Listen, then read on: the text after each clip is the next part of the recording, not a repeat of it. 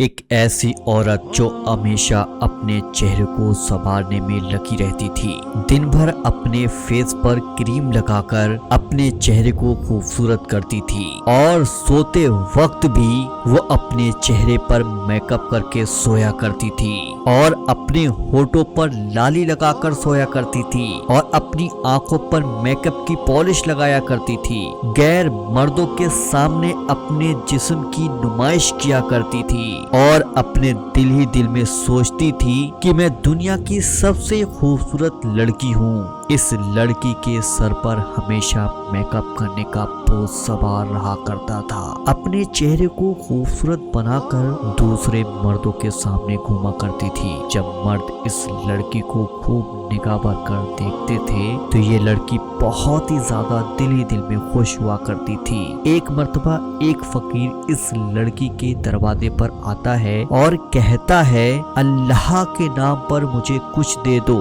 میں غریب اور لاچار مجبور انسان ہوں۔ جب اس عورت نے اس فقیر کی آواز کو سنا اور وہ اٹھ کر گئی، 20 روپے لے جا کر اس فقیر کے سامنے حاضر ہو جاتی ہے۔ جب فقیر نے اس عورت کے چہرے کو دیکھا، بے حیائی کو دیکھا، تو فقیر نے کہا، مجھے تمہارے پیسے کی کوئی ضرورت نہیں ہے، میں اللہ کے واسطے تمہیں ایک مشورہ دیتا ہوں کہ پردے کی حالت میں رہا کرو اور اتنا میک اپ کر کے اجنبی مردوں کے سامنے مت نکلا کرو۔ اتنی بات سن کر وہ عورت غصے میں آ گئی اور کہا، تم ایک گھٹیا فقیر ہو، تم مجھے مشورہ دینے آئے ہو، یہاں سے فوراً چلے جاؤ۔ فقیر یہ بات سن کر وہاں سے چل دیتا ہے اور فقیر کہتے ہوئے جاتا ہے کہ مرنے کے بعد تیرا بہت برا انجام ہوگا، جلدی سنبھل جا، جلدی سنبھل جا۔ کچھ دن کے بعد لڑکی کا انتقال ہو جاتا ہے۔ چند دنوں کے بعد اس گاؤں میں رہنے والی ایک پرہیزگار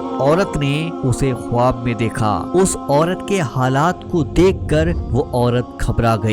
جب صبح ہوئی تو اس نیک عورت نے لوگوں کے سامنے یہ بات رکھی، میں نے فلاں عورت کو اپنے خواب میں دیکھا جو عورت بے پردہ رہا کرتی تھی اور میک اپ لگا کر لوگوں کے سامنے جایا کرتی تھی۔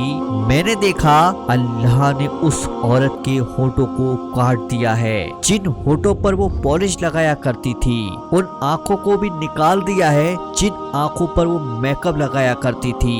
اللہ نے اس کے ناخنوں کو بھی کھینچ لیا ہے جن ناخنوں پر وہ پالش لگایا کرتی تھی، اور اللہ تعالیٰ نے اس عورت کی قبر میں سانپوں کو چھوڑ دیا ہے۔ وہاں موجود عورتوں نے جب یہ بات سنی تو ان سب کے دلوں میں دہشت بیٹھ گئی اور وہاں موجود عورتیں اپنے گناہوں کی توبہ کرنے لگی اور ان عورتوں نے وہاں بیٹھ کر توبہ کی کہ آج سے ہم پردے میں رہا کریں گے، کسی کو بھی اپنے ناخن ہونٹ چہرہ نہیں دکھائیں گے۔ تو میں اس ویڈیو کے ذریعے سے اپنی ماں بہنوں سے کہنا چاہتا ہوں کہ آپ پردے کی حالت میں رہا کرو، پردے سے باہر نکل کر غیر مردوں کے سامنے مت جایا کرو، کسی غیر مرد کو اپنا جسم مت دکھایا کرو۔ اگر آپ کی سمجھ میں کچھ بات آئی ہے تو اس ویڈیو کو ہماری ماں بہنوں تک ضرور شیئر کر دیجیے گا، تاکہ جو ہماری ماں بہنیں بغیر پردے کی رہا کرتی ہیں وہ جب اس ویڈیو کو دیکھیں گی، سنیں گی تو ان کے دلوں میں بھی پردے کی محبت جاگ اٹھے گی۔ جو بے پردہ رہا کرتی تھی وہ پردے میں رہنا شروع کر دیں گی۔